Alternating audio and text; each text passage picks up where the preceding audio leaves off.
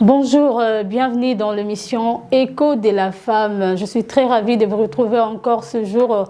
Merci à tous les téléspectateurs qui nous sont fidèles. Aujourd'hui, nous allons jeter un regard sur les activités de la 28e conférence de parties qui a eu lieu aux Émirats Arabes Unis à Dubaï en cette année 2023. Comme vous le savez, la COP, c'est la conférence de différents pays qui se sont engagés pour respecter la Convention des Nations Unies sur le changement climatique. Et la RDC, parmi les 197 États qui ont répondu présent à ces assises, la RDC aussi également s'est présentée comme pays solution au changement climatique, comme l'avait présenté Félix Tshisekedi lors de la pré-COP 27 qui a été organisée ici à Kinshasa. Alors, plusieurs thématiques ont eu lieu, ont été abordées dans cette COP, mais nous allons nous atteler sur la thématique sur le genre et notamment sur les différentes pertes et préjudices que rencontrent les femmes dans leurs activités ou dans leur vie au quotidien. Parmi les organisations de la société civile et environnementale qui ont répondu présent à la COP28, il y a également la coalition de femmes leaders pour l'environnement et le développement durable, CEFLED. Elle a participé pour faire entendre la voix de la femme au niveau local du pays. Alors, nous allons nous atteler sur la thématique de genre et des différents problèmes ou pertes et préjudices que les femmes rencontrent dans leurs activités ou dans leur vie au quotidien. Pour ce faire, j'ai reçu pour vous les différents membres de la CEFLED qui étaient aussi partie prenante à la COP28 avec et nous allons essayer d'analyser sur cette question. Alors, je viens vers vous, Madame Léonide Bawa. Bonjour. Bonjour, madame. Vous êtes point focal de la CEFLED au niveau du Congo central, c'est ça? Exact. Alors, vous pouvez vous présenter avec beaucoup plus de détails, s'il vous plaît. Merci beaucoup, Maman Perpétie. Je suis Madame Léonide Bawa, Tandou. Je suis technicienne en développement rural, point focal de la CEFLED, la coalition des femmes leaders pour l'environnement et le développement durable au niveau de la province du Congo central. Alors, on est parti représenter notre communauté et notre réseau au niveau de la 28e conférence sur le climat à Dubaï. Merci. D'accord, merci. Bonjour, Madame Jackie. C'est Madame Jackie qui? C'est Madame Jackie Kangou. Ok, vous pouvez vous présenter. Je suis Madame Jackie Kangou, membre de coalition des femmes leaders pour l'environnement et le développement durable au niveau de la province de l'Équateur. Et j'ai été aussi partie prenante au niveau de la 28e COP qui s'est tenue à Dubaï. Merci beaucoup. D'accord, merci beaucoup. Alors, je reviens vers Léonide Bawa. Alors, vous avez été recruté comme expert pour participer à la COP28. Il y a eu tout un monde là-bas. Vous avez représenté les femmes de la communauté locale, bien sûr. Alors, dites-nous. Il y avait plusieurs thématiques qui ont été développées là-bas. Je pense que la CEFLED s'est attelée beaucoup plus sur le genre, toutes les questions qui concernent les femmes. Alors, dites-nous, quelle lecture avez-vous faite des activités de la COP28 en termes des droits d'accès des femmes au Fonds climat? Ok, merci pour la question. En fait, la 28e conférence internationale sur le climat était pour moi une première en présentiel. On a toujours suivi la COP en différé ou en ligne, mais cette fois-ci, je profite d'ailleurs de l'occasion pour remercier notre partenaire technique et financier, la RFN, ainsi que la coordination de mon réseau, qui est la CEFLED, de nous avoir permis d'accéder ou d'avoir accès à cette conférence en présentiel. c'est vraiment c'est magique, je peux dire. Tout un monde, le monde entier était présent. Plus de 197 pays représentés, avec plus ou moins 104 000 personnes. En fait, c'était vraiment un monde à Dubaï, en fait. Alors, comme c'était la première fois, la curiosité était de voir comment ça se passe ces assises, comment se négocie. Il y avait beaucoup de stands, il y avait beaucoup de stands de vestes. Alors, nous, on avait soumissionné pour les thématiques qui nous concernent par rapport à ce que nous faisons sur le terrain, par rapport à la communauté et notre réseau.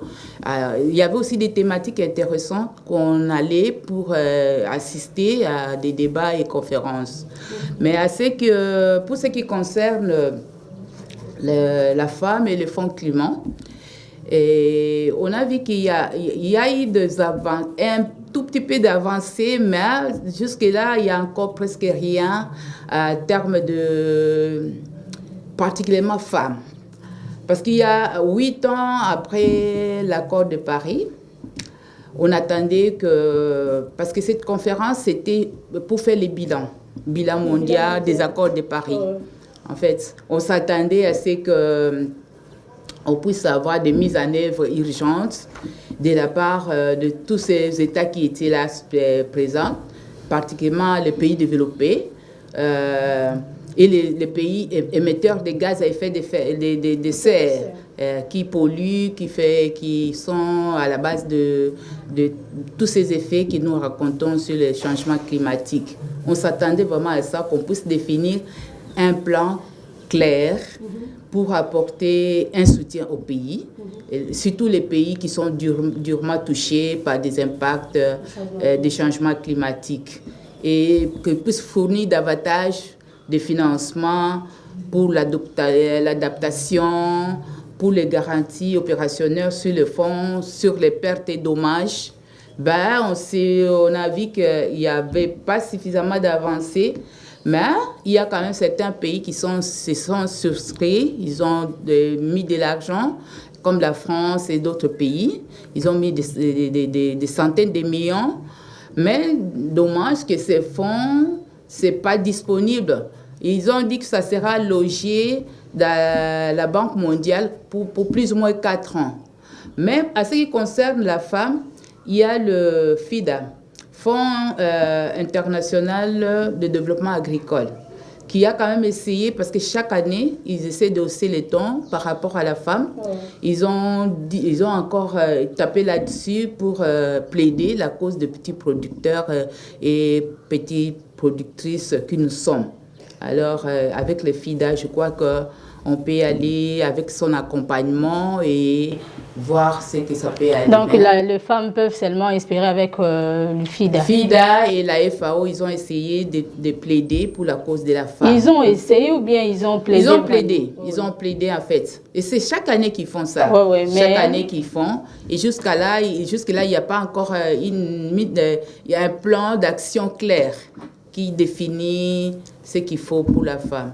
Parce que la femme a un problème au niveau de la base. D'abord, à la base, même si on loge l'argent à la Banque mondiale, ça ne va pas arriver directement chez la femme locale. Dans la communauté locale, il y a des endroits où il n'y a pas de banque. Ils n'ont pas accès à des banques, et ils n'ont pas accès... ils n'ont pas accès à des banques de crédit. Ils n'ont pas accès à des banques de crédit. Il n'y a pas aussi des banques qui fonctionnent là-dessus. Non, ça sera un peu difficile pour la femme locale d'accéder à ces fonds-là. Merci beaucoup, Léonine Bawa. Et Madame Jackie, vous avez un mot à dire par rapport à votre lecture en général, par rapport aux activités de la COP28 en termes de droits de femmes sur les questions de fonds climat. Ok, merci beaucoup, Madame, pour la parole accordée. En ce qui nous concerne, nous avons fait la même lecture comme Madame vient de le dire.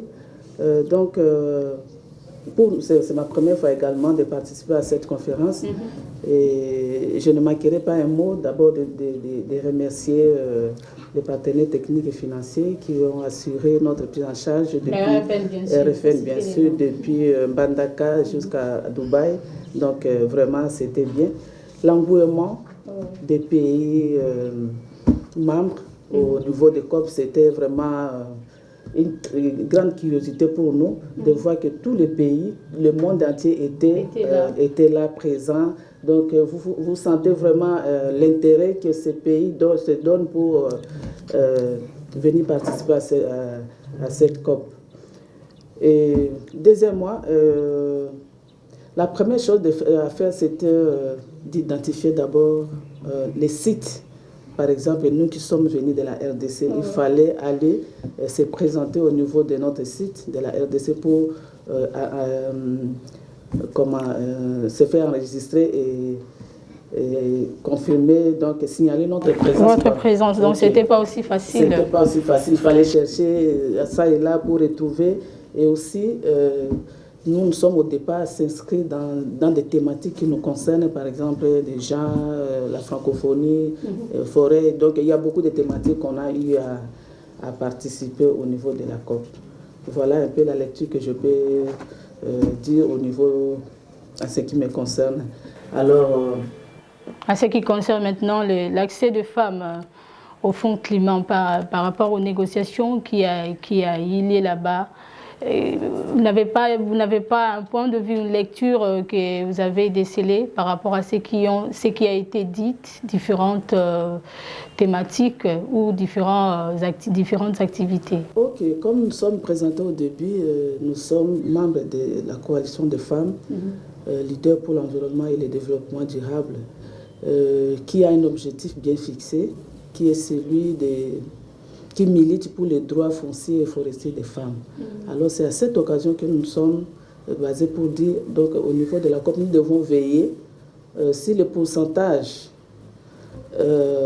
réservé aux femmes au niveau donc dans la prise de décision, donc la CFDB participer à la prise de décision, à participer dans des forats internationaux comme celle de la COP 28 pour pouvoir voir l'évolution, faire le suivi au niveau de la prise de décision de la part qui sont réservées, n'est-ce pas, aux femmes locales. Parce que les femmes sont considérées comme les premières victimes dans le cadre de la mise en œuvre de leurs activités sur le terrain. Donc, ils sont les premières victimes. Alors, ils ont droit à bénéficier des retombées des services environnementaux au niveau de la base. Donc, nous sommes là comme de faire le suivi, de pouvoir à ce que ces femmes bénéficient tant soit peu de ces retombées. D'accord. Je reviens vers Léonide Banois. Alors, vous avez participé à la COP, la CEFLED a participé à la COP, disons. Alors, quel a été le message, l'objectif principal de la CEFLED à la COP 28? Oui, merci beaucoup pour la question. La CEFLED voulait coûte que coûte être dans les assises. Pourquoi?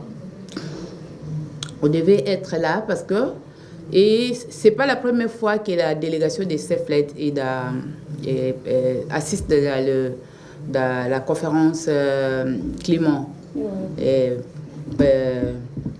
Compte tenu de son objectif par rapport à ce qui poursuivent dans ses actions. Mais alors, au niveau de la coordination provinciale, est-ce que ce n'est pas aussi la première fois, la coordination provinciale de la CEFLED, elle participe dans différentes COP, ou c'est la première fois pour la coordination provinciale de la CEFLED de participer à la COP? En tout cas, c'est pour la première fois. C'est pour la première fois pour nous de la province. Pour la province de l'Équateur, il y a déjà notre collègue. Il y a l'Équateur qui avait participé au COP. Mais pour le Congo central? Congo central, c'est la première fois. D'accord. En fait, on devait être là. Comme on avait dit que la 28e conférence, c'était pour faire les bilans des accords de Paris. Des différents accords. Accords depuis que la COP a commencé. Donc, ça fait 28e fois on revient à la même chose, il n'y a pas de progression. Est-ce que réellement, cette fois-ci, il y aura des retombées, ils vont tenir compte de tout ce qu'on a énuméré comme problème, comme action à faire. Alors, la CEFLET voulait être présent pour savoir à quel pourcentage, comme a dit madame, que les femmes, comme première victime, parce que tous ces effets dus au changement climatique, ça incombe plus à la femme, surtout la femme rurale, la femme locale.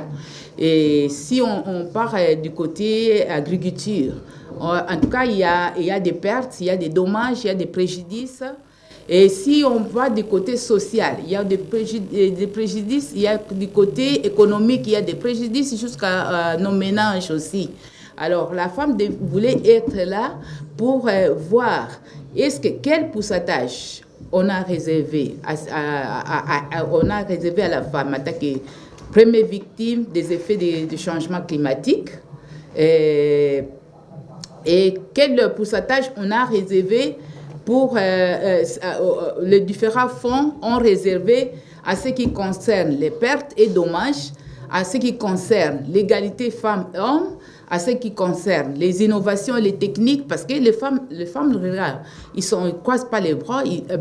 Pour lutter contre les changements climatiques, ils font des efforts pour localement, en fait, les efforts endogènes pour survivre et s'adapter aux effets du changement climatique. En fait. Alors, ils innovent.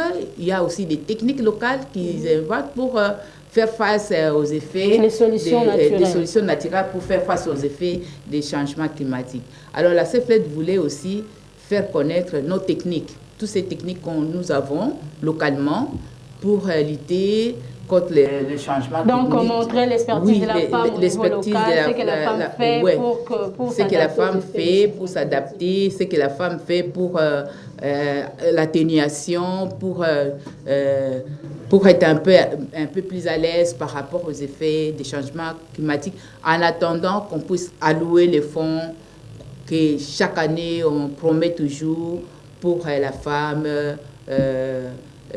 pour l'adaptation, dommages et pertes et préjudices. Ok, je reste toujours là, mais parlons un peu sur l'égalité des genres, en termes toujours des activités de la COP. Qu'est-ce qui a été dit concrètement sur l'égalité des genres à la COP? Ce qui a été dit concrètement sur cette question-là? Ouais. Sur ce sujet de l'égalité des genres, le sujet a été abordé à la COP. Ça a été abordé, je me rappelle, c'était le deuxième jour de notre arrivée. On était au Room 6. On a parlé des VGB, les violences faites à la femme par rapport au fonds climat et tout. Alors, il y avait problème d'accès à l'éducation qui est toujours là. Il y avait le problème d'accès à l'information, à la formation. Il y avait problème, surtout l'information sur la femme veut aller loin par rapport aux innovations et aux techniques. Mais la femme a des problèmes d'information sur les lois et droits. Parce qu'il y a des lois, tu ne peux pas faire du commerce sans avoir des documents qu'il faut pour créer une entreprise. La femme n'est pas au courant. Donc, il faut vraiment qu'on continue encore de faire des sensibilisations. Il faut que dans tous nos pays, des pays africains et des pays développés, qu'on puisse organiser des réseaux de femmes pour qu'on puisse sensibiliser suffisamment la femme et que la femme aussi on puisse aligner, faire des actions concrètes sur des projets environnementaux qui concernent la femme. Mais du moins, il y avait une journée, à l'occasion de COP28 là, il y avait une journée dédiée pour l'égalité genre. Alors, il y avait 198 pays qui étaient représentés. Il n'y a que 68 pays sur 198 qui se sont engagés à mettre en œuvre un partenariat visa à mener des transitions. Parce que cette COP ici, le thème c'était vers la transition progressive des énergies fossiles. Oui, progressive. En fait, on ne sait pas quand est-ce que ça va se limiter. On a dit avec la transition progressive jusqu'à 2020, 2050. Est-ce que 2050, c'est pas ici, hein? À 2050, on peut polluer encore davantage. Il peut y avoir encore des conséquences et des pertes de vies humaines, des pertes matérielles plus nombreuses que ce qu'on ressent maintenant. Surtout des pertes environnementales et humaines. Parce qu'il y a des guerres, il y a des inondations, il y a ceci qui occasionne des pertes en vies humaines. Alors, on n'a même pas encore dédommagé tous ces pays-là pour leur permettre de se reconstruire. Parce que ces pays-là qui sont vraiment victimes de tous ces effets des changements, dus au changement climatique doivent se remettre, doivent se reconstruire. Donc il faut d'abord des fonds pour les aider à se reconstruire, à s'adapter et on continue.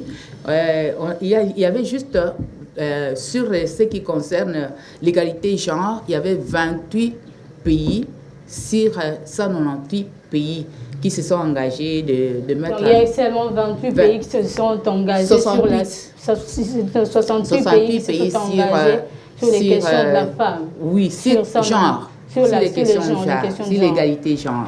Oui, 68 pays. Ils ont dit qu'ils ont émis les vœux de faire partenariat sur la transition énergétique et puis de renforcer le leadership de la participation de la femme et de la fille dans les actions climatiques. C'est ça qui a été concrètement dit au COP 28 sur ce qui concerne l'égalité genre. D'accord. Madame Jackie, pouvez ajouter un mot? Oui, par rapport à l'égalité, en ce qui concerne les gens au niveau de la COP, on a, comme vous le savez, le développement d'un pays nécessite la participation de tous, c'est-à-dire de l'homme et de la femme. De manière équitable. De manière équitable, voilà. Alors, en ce qui concerne cette thématique, donc on s'est dit, parce qu'il y a un fonds que la COP de Paris avait mis en place, je crois, de 100 millions, si je ne me trompe pas. Donc, il faut que dans la sélection des organisations bénéficiaires, qu'on tienne compte aussi des femmes, des organisations dirigées par les femmes, des réseaux de femmes, que ces femmes bénéficient de ces fonds aussi. Et de veiller également en tenant compte dans le partage des bénéfices. Donc, il faut que cela soit équitable entre les hommes et les femmes. Souvent, les femmes sont oubliées, souvent il y a toujours des inégalités, mais cette fois-ci, on s'est dit il faut que ces femmes bénéficient au même titre que les hommes. C'est ça le combat de la CEFLED. Alors, nous sommes déjà en train de chuter, chers téléspectateurs, mais avant, nous allons prendre d'abord l'intervention de Chouchouna Salé en ce qui concerne le message de la CEFLED lancé là-bas à la COP28, et puis nous allons revenir juste après.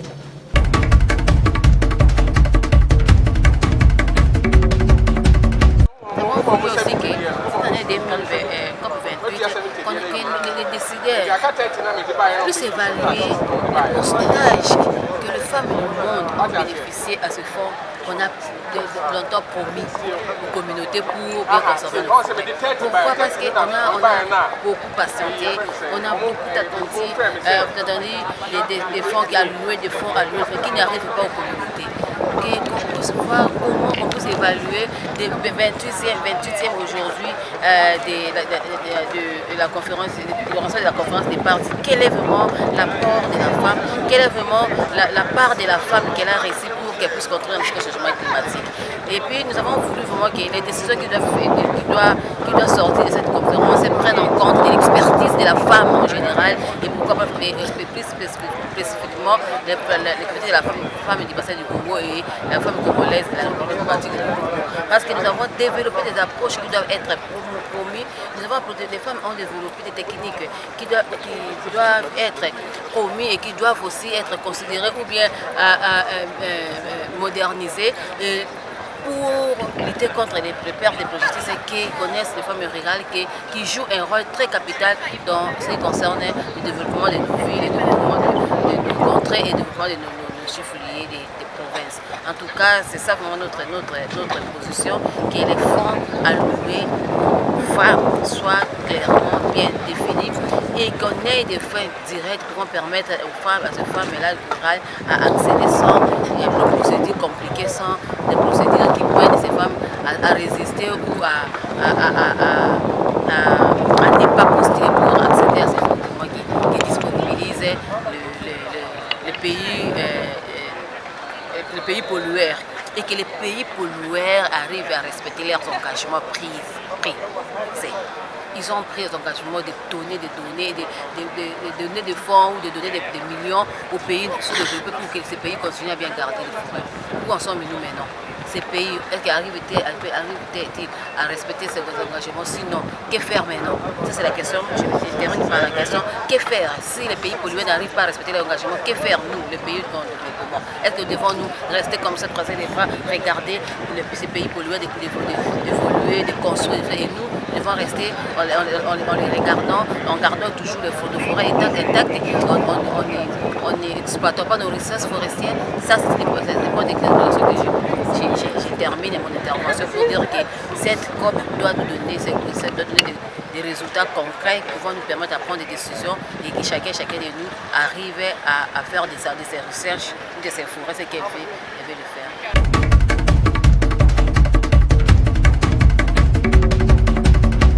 Alors, nous venons là de suivre la réaction, les interventions de Chouchou Nalo Saleh, coordonnatrice adjointe à la CEFLED et chargée des programmes. Alors, je reviens vers vous, Léonide Bawa, excusez-moi de massacrer votre nom. Alors, quelle est votre réaction ou comment vous réagissez par rapport à son message? Oui, le message de Mme Chouchouna, notre chef de projet, est réel et fondé. Parce que on s'est dit plus haut que la femme communautaire ou autochtone ou locale, c'est elle la première victime des effets des changements climatiques. Mais cette femme-là a des atouts et a besoin d'être accompagnée et soutenue. Et il y a un fonds prévu pour les dommages, les pertes et préjudices. Et cette femme est parmi les gens qui sont touchés par des pertes et préjudices de ce qui est effet dû au changement climatique. Alors, il fallait qu'on soit là pour, en tout cas, pour hausser la voix et dire à la communauté et aux parties prenantes et aux négociateurs que la femme communautaire, la femme rurale, la femme a besoin qu'on puisse valoriser ses expertises. Parce qu'elle joue un rôle majeur dans ces combats. Oui, dans ces combats.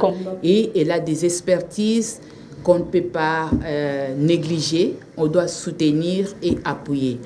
Par exemple, la femme pour s'autofinancer. Ils sont en train de faire des transformations, ils sont en train de valoriser des PFNR, de protéger la biodiversité. Et cette femme-là doit être soutenue et appuyée et accompagnée. Et il n'y a que le fonds qu'on a mis à sa disposition, le fonds climatique, qui doit être aussi libéré pour aider cette femme à avancer. Il y a aussi les problèmes au niveau de la base elle-même par rapport aux aménagements. La femme, on a assisté aussi une fois à un stand-vest qui parlait de la femme et l'accès à l'eau. Au niveau de la base, il y a des femmes qui font des kilomètres et des kilomètres juste pour chercher de l'eau. C'est ça, c'est juste dû au problème des effets du changement climatique, qu'il y a aussi diminution des eaux, des débits des eaux dans certaines sources. On doit revoir ces problèmes d'aménagement. Il faut que la femme, on aide la femme pour initier des projets d'aménagement et les autres projets. Il y a aussi, la femme, elle est encore forte, elle est encore capable de produire, malgré que la production baisse. Il y a certaines techniques qui sont mises en place pour essayer de remonter la production agricole, mais il y a un problème d'effectuation des routes de desserte agricole. La femme a besoin qu'on puisse arranger ces routes de desserte agricole. Il faut que le fonds soit libéré pour que ça puisse aider la femme à résoudre tout ça.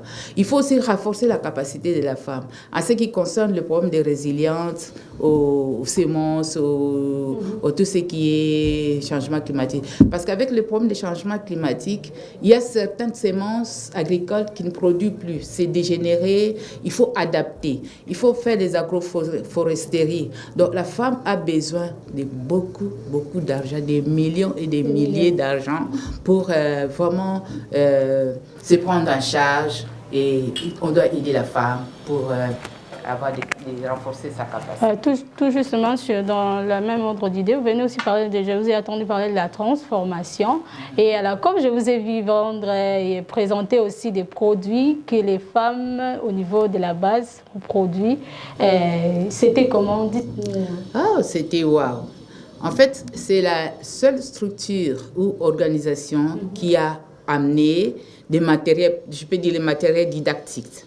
Okay. À part parler, nous avons amené... Démontrer aussi ce que la femme fait. Démontrer ce que la femme fait. On a amené de la RDC jusqu'à Dubaï, une centaine de kilos de ce que la femme produit, la femme locale.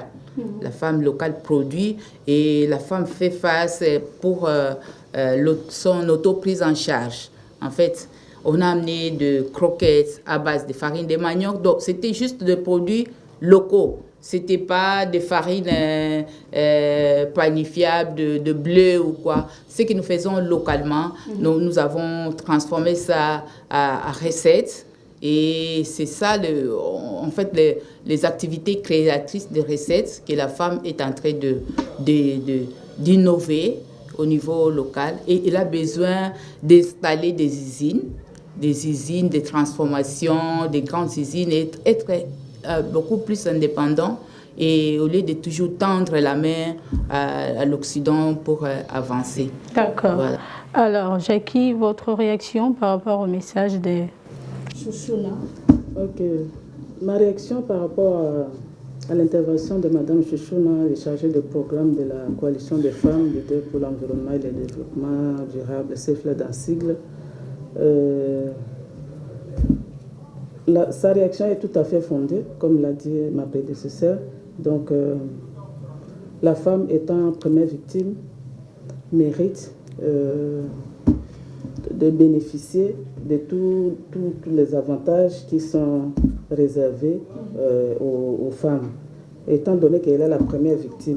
Donc, s'il faut d'abord, il y a les pertes et dommages, s'il faut accorder, il y a d'abord, si nous prenons la RDC, peut-être dans son ensemble, maintenant dans une situation tragique. Nous prenons le cas de Kaele, éruption à Vissala, éruption volcanique à Goma, inondation à Mbandaka, Isangi. Donc la liste est exhaustive. Même à Kinshasa ici. Si vous remarquez par-ci, par-là, il y a des inondations. Donc les femmes sont les premières victimes. Alors ils méritent... Ils ont vraiment besoin de ces fonds-là. Oui, de ces fonds, d'être accompagnés, d'être renforcés, d'être équipés, pour quand même bénéficier de ce qu'elle est en train de faire. Oui. Alors, pour ce faire, donc, il faut vraiment mettre en place un réseau fort de femmes pour faire le suivi et concevoir des grands projets pour appuyer ces femmes. Donc, ils font des activités. La CEFLED a mis en place des initiatives où les femmes au niveau local font des activités pour lutter contre les changements climatiques. Mais ces femmes ne bénéficient jusque-là de rien. Alors, pour nous, nous voulons que ces femmes, qu'on mette en place un réseau fort de femmes pour pouvoir faire le suivi et concevoir des grands projets pour appuyer ces femmes-là. Et surtout la CEFLED qui est souvent plus sur le terrain, la CEFLED est déjà là, elle a vraiment besoin de ces fonds pour accompagner les femmes. Beaucoup de fonds passent par le système des Nations Unies, passent par les banques, ainsi de suite, où ces femmes-là n'ont pas accès à ces fonds. Alors, à travers peut-être la CEFLED, Donc, ces femmes peuvent bénéficier de ces fonds au niveau local. Alors, d'où il faut promouvoir l'agroforesterie au niveau local. Cela demande des moyens. Il faut, madame a déjà dit la transformation, il faut une agriculture durable avec des semences améliorées, ainsi de suite, et renforcer les capacités, comment multiplier ou conserver plutôt ces semences pour des saisons prochaines ou des saisons suivantes. C'est un peu ça ce que je peux... Oui, merci. Voilà. Nous sommes presque à la fin. Dernière question. Puisque nous parlons de la problématique sur les pertes et préjudices que les femmes font face. Alors, quelles sont les décisions qui ont été prises à la COP28 sur cette question-là, en termes de fonds destinés aux pertes et préjudices? La réponse a déjà été dite qu'il y a certains pays qui se sont engagés à donner des fonds. La France, par exemple, a donné 100 millions, je crois. La France et d'autres pays, les Émirats aussi, l'Allemagne, ils ont donné des fonds. Mais il y a des fonds qu'on doit encore amasser et chaque pays doit donner pour qu'on puisse avoir un bon nombre et qu'on puisse avoir un bon nombre pour faire face à tout ce qu'il y a comme problème d'adaptation et d'atténuation des effets des changements climatiques. Mais au COP, les résultats des COP, ça n'a pas vraiment satisfait tout le monde. Le monde entier déplore quand même un manque de moyens financiers parmi les limites d'accord. Les limites d'accord ne sont pas suffisantes et pour déployer sur tout ce qui est comme alternative. Par exemple, sur l'alternative aux énergies foncières, c'est ce qui a été appuyé plus parce que l'énergie fossile. Énergie fossile, ouais. C'est ce qui a été plus appuyé parce que le thème du COP 28, c'était la transition progressive vers l'abandon des énergies fossiles. Aux énergies renouvelables. Et aux énergies renouvelables. C'est d'ici 50 ans. Alors, à ce qui concerne le perte et préjudice, et surtout pour les pays qui devaient se reconstruire, les fonds n'ont pas été clairement définis. On a dit qu'on loge ça d'abord dans la banque, chez la Banque mondiale, pendant 4 ans. Et c'est alors qu'on va voir comment dispatcher ces fonds. En traitant les autres pays qui ont vraiment été touchés par tout ce qu'on a énuméré ici comme catastrophe, ils ont besoin de cet argent. Les pays vraiment vulnérables qui ont été touchés par les effets des changements climatiques n'ont pas besoin d'attendre jusqu'à 4 ans.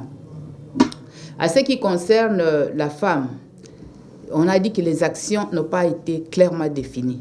Jusque-là, ça n'a pas été clairement défini. Les actions des femmes ou comment? Les actions sur les dispatchs de fonds climat. Okay. Oui, ça n'a pas été vraiment défini. Et c'est resté au statu quo, c'est la même chose. C'est un processus qui continue. J'espère que le COP prochain, la COP prochaine aura quand même des effets un peu plus clairs par rapport à ce que nous avons constaté. Parce qu'il y a nécessité quand même d'élaborer un plan d'action. Un plan d'action genre, surtout de nous, du côté femmes. Quelque chose qui m'a été quand même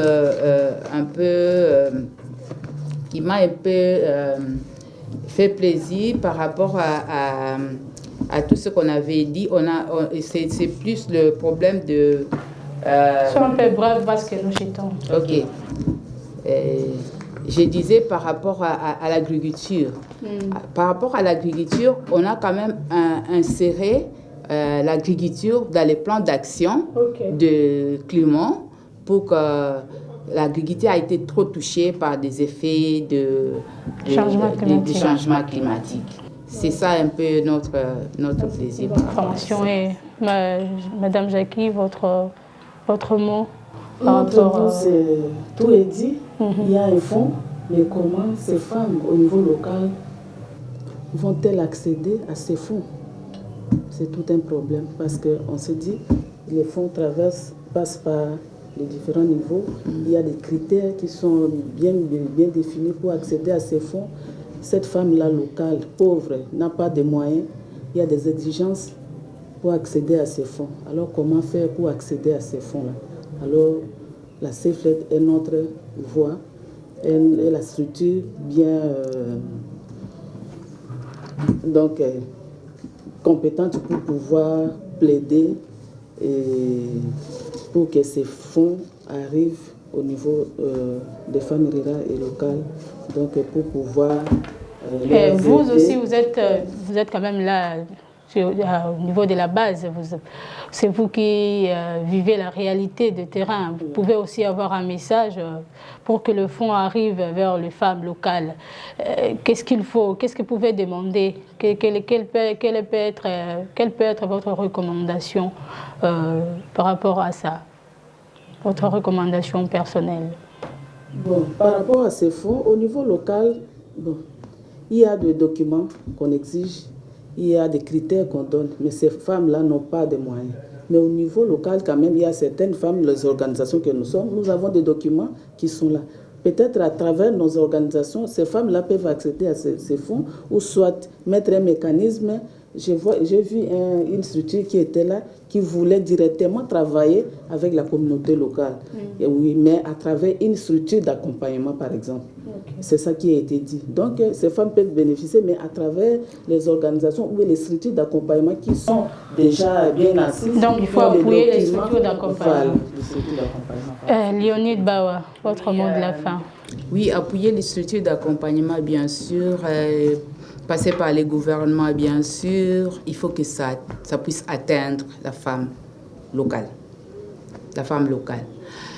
Notre combat, ça sera plus sur la multiplication des actions de plaidoyer. On doit multiplier des plaidoyers en direction du gouvernement, en direction des décideurs politiques, pour la prise en compte de questions genre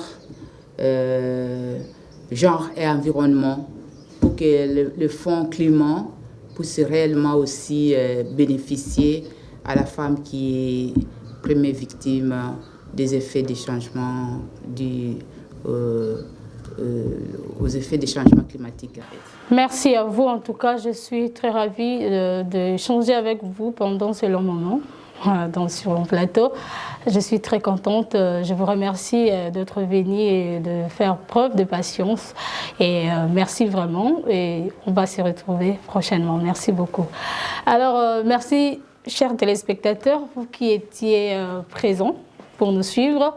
Nous vous disons un grand merci. Nous sommes vraiment à la fin de cette émission. J'avais reçu sur ce plateau le membre de la coordination provinciale de la CFLET au niveau du Congo central et de l'Équateur, Léonide Bawa et Jackie Kangou. J'oublie toujours les noms. Alors, nous avons fini cette émission. Nous allons nous retrouver très prochainement. Aujourd'hui, nous avons parlé des activités de la 28e conférence de partis qui avait eu lieu aux Émirats Arabes Unis du 30 novembre au 12 décembre 2023. Et plusieurs thématiques avaient été abordées là-bas et nous nous sommes attelés sur la thématique de l'égalité des genres et et surtout beaucoup plus sur la problématique sur les pertes et préjudices que rencontrent les femmes dans leur vie au quotidien. Alors la femme est la première, surtout la femme locale, elle est la première victime des effets néfastes du changement climatique. Alors elle a vraiment besoin des fonds pour faire face et s'adapter à ces effets. Elle a besoin de tout le fonds, elle doit bénéficier de tous les fonds climat pour faire face au changement climatique. C'est ce qui a été dit par la CEFLED à la COP28. Alors nous allons nous retrouver très prochainement pour un nouveau numéro pour l'année 2024, bien sûr. Merci à vous d'avoir été fidèles à l'émission Écho de la femme et au revoir.